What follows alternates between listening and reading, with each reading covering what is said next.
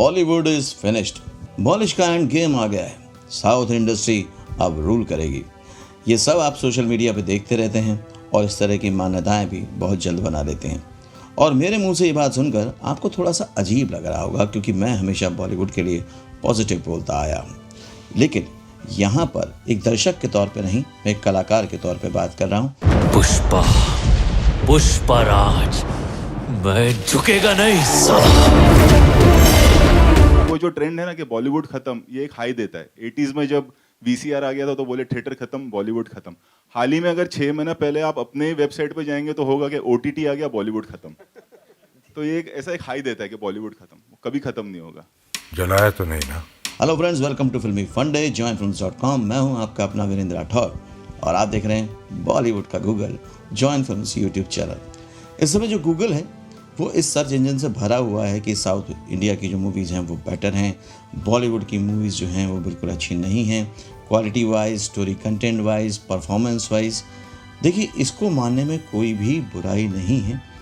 अच्छा काम अच्छा होता है, बुरा काम बुरा होता है।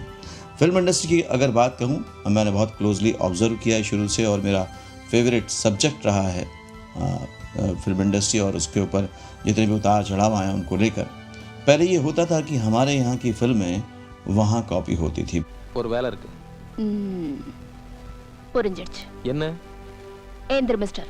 என்னது? எழுந்திரு. और उसके बाद एक दौर आया कि जब दोनों के एकदम अलग अलग रास्ते हो गए, तब भी अच्छी फिल्में हिंदी में भी बन रही थी और साउथ में भी फ्लॉप फिल्में बन रही थी, और फ्लॉप फिल्में हिंदी में भी बन रही थी और साउथ में भी हिट फिल्में बन रही थी। तो ऐसा हमेशा से होता आया है, इसमें कुछ भी अलग बात नहीं। होता यह है कि बॉलीवुड या फिल्म इंडस्ट्री एक ऐसा सेंसिटिव टॉपिक है, ऐसा एंगेजिंग टॉपिक है जो हमेशा लाइमलाइट में रहता है। तो जब भी ज़रा सा भी कुछ उसमें होता है तो आपको उसके बारे में बहुत सारे लोगों की बहुत सारी राय देखने को मिल जाती है। देखने वालों ने तो बाहुबली में भी 255 गलतियां देख ली या इस तरह की चीज़ें देख ली। आपने इस तरह के कंटेंट बहुत सारे देखे होंगे। तो गलतियां ढूंढने वाले गलतियां ढूंढ ही लेते हैं, आपको उस पर ध्यान नहीं देना है। Being a creative person, being a industry person, आप ये देखिए कि वहाँ पे क्या अच्छा हो रहा है, क्योंकि अब सिनेमा लैंग्वेज बैरियर से ऊपर आ चुका है। सारी फिल्में तकरीबन एंड में OTT प्लेटफॉर्म पर रिलीज़ होती हैं, जहाँ पर कि मल्टीपल लैंग्वेजेस का ऑप्शन होता है। इसलिए आजकल ज़्यादातर फिल्में सभी भाषाओं को ध्यान में रख के बनाई जा रही है, यहाँ तक कि कास्टिंग भी उसी तरह से की जा रही है। उसका अगला प्लान क्या होगा? तुमने वाजी सिटी के बारे में तो सुना ही होगा, जहाँ क्राइम और गैंगस्टर्स का राज चलता है। आप कह सकते हैं कि ये एक तरह से इंडियन सिनेमा का एक नया दौर है, जहाँ पर अब साउथ इंडस्ट्री अलग नहीं रह गई है, अब वो हिंदी फिल्म इंडस्ट्री अलग नहीं रह गई है। दूसरी भाषाओं की फिल्में, मराठी, बंगाली, ये सब फिल्में भी बहुत अच्छा काम कर रही हैं। ग्लोबल सिनेमा की तरफ हम लोग मूव कर रहे हैं। अभी तक हम लोग सिर्फ थे largest producer of the film, लेकिन अब हम वाकई पूरे ग्लोब पे, यानी कि पूरी दुनिया पर छा रहे हैं अपनी फिल्मों के द्वारा। अब थोड़ा सा एनालाइज करता हूँ आप लोग के लिए, ताकि आप लोग भी एक सेकंड ओपिनियन क्रिएट कर पाएँ। अगर हम बात करें बॉलीवुड की, तो पिछले कुछ दिनों में वाकई बहुत अच्छा कंटेंट नहीं आया, स्टोरी लाइन नहीं आई, जिसकी वजह से फिल्में लोगों को अब वैसी अच्छी नहीं लग रही। दूसरी इसकी वजह यह भी है कि साउथ की मूवीज़ अब बहुत अच्छे से ट्रांसलेट नहीं बल्कि अडॉप्ट की जा रही हैं डबिंग में, और वो लोगों को पसंद आ रही हैं, क्योंकि अब उनकी भाषा में उनको एंटरटेनमेंट मिल रहा है। फिर ये आदत एक दिन में नहीं लगी है। पहले साउथ की मूवीज़ को यहाँ पर रीमेक किया गया, रीमेक करके वहाँ के कंटेंट को धीरे धीरे धीरे धीरे जब पूरे इंडिया में एक्सेप्टेंस मिलने लग गया, तो वहाँ के हीरो डायरेक्ट, वहाँ के मेकर डायरेक्ट उस ऑडियंस के सामने आ गए। इसको मैं एक बहुत ही अच्छी मार्केटिंग स्ट्रेटजी समझूंगा और बहुत ही अच्छी अप्रोच समझूंगा कि स्लोली बट ग्रेजुअली वो लोगों ने इस तरह से काम किया, और इससे हमें सीखना चाहिए। Being a new film maker, आपको ये समझना चाहिए, बीइंग ए एक्टर, आपको ये समझना चाहिए कि वहाँ के जितने भी बड़े स्टार्स हैं वो बहुत ही हम्बल होते हैं, स्टारडम से दूर रहते हैं, अपने फैन बेस के पास रहते हैं और बहुत ज़्यादा अपनी फ़ीस चार्ज नहीं करते।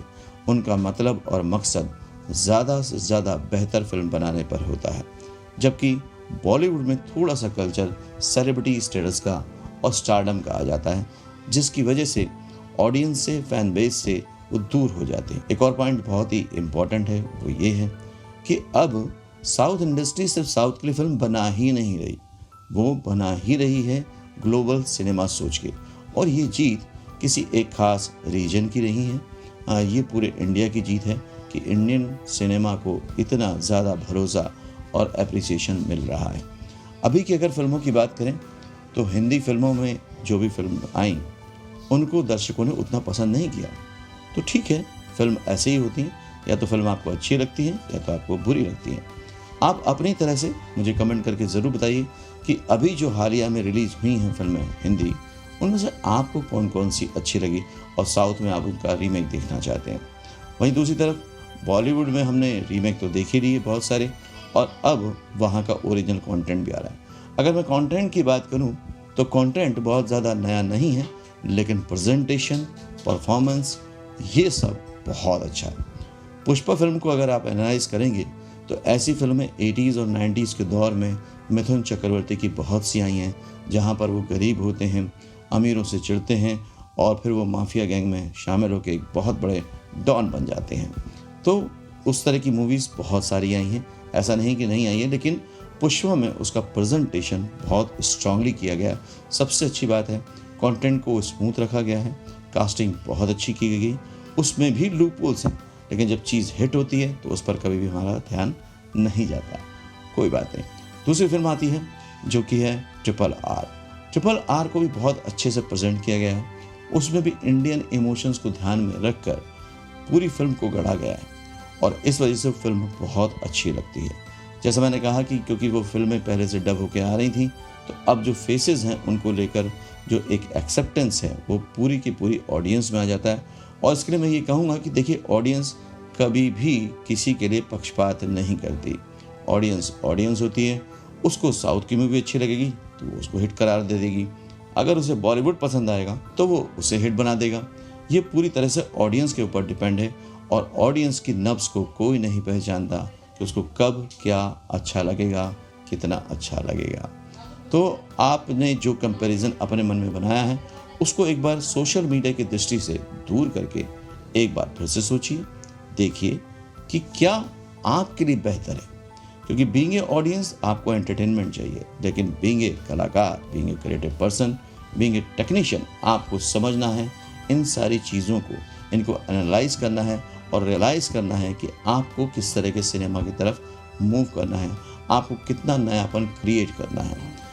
ठीक ऐसे ही जब भी हुआ था, जब प्रभास की फिल्म बाहुबली बहुत बड़ी हिट हुई थी तो कहा था कि हिंदी फिल्म इंडस्ट्री को एक बहुत बड़ा सुपरस्टार मिल गया है, लेकिन उसके बाद प्रभास की कोई भी फिल्म चल नहीं पाई।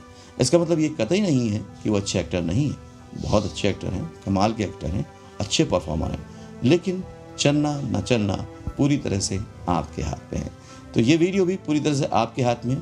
आप क्या सोचते हैं, क्या समझते हैं, उसको सिर्फ दिमाग में मत सोचिए, बल्कि कमेंट करके जितना बड़ा डिटेलिंग और रिव्यू लिख सकते हैं इस पर लिखिए। मेरी भी नॉलेज बढ़ेगी और लोगों की भी नॉलेज बढ़ेगी। जहाँ पूरा सोशल मीडिया 2 पार्ट में डिवाइड कर रहा है, वहाँ उनमें से दोनों में से अच्छी चीज़ें क्या ले सकते हैं और अपने करियर को कैसे बिल्ड कर सकते हैं, कैसे एक successful film maker, actor, technician या क्रिएटिव पर्सन बन सकते हैं, उस बारे में काम करते हैं। आई होप कि इस तरह का एनालाइजेशन आपको अच्छा लगा होगा। इससे आपको एक एंगेजमेंट मिलेगा, आप भी इसमें पार्टिसिपेट कर सकते हैं। और मैं चाहता हूं कि जितने भी व्यूअर्स जॉइन फिल्म्स के डेडिकेटेड सीरियस व्यूअर हैं, वो ज़रूर कमेंट करके अपना एनालाइजेशन, अपना रिव्यू ज़रूर दें, लेकिन उसमें पॉइंटर्स होने चाहिए। सिर्फ ये नहीं कि हाँ बॉलीवुड बर्बाद हो रहा है या साउथ बहुत अच्छा हो रहा है। दोनों को बैलेंस करके आप दोनों से क्या सीखते हैं, क्या समझते हैं और क्या जानकारी हमारे साथ शेयर करना चाहते हैं, ज़रूर बताइएगा। अगले वीडियो में फिर से मुलाकात होगी, तब तक के लिए देखते रहिए, सीखते रहिए, जमे रहिए। All the very best.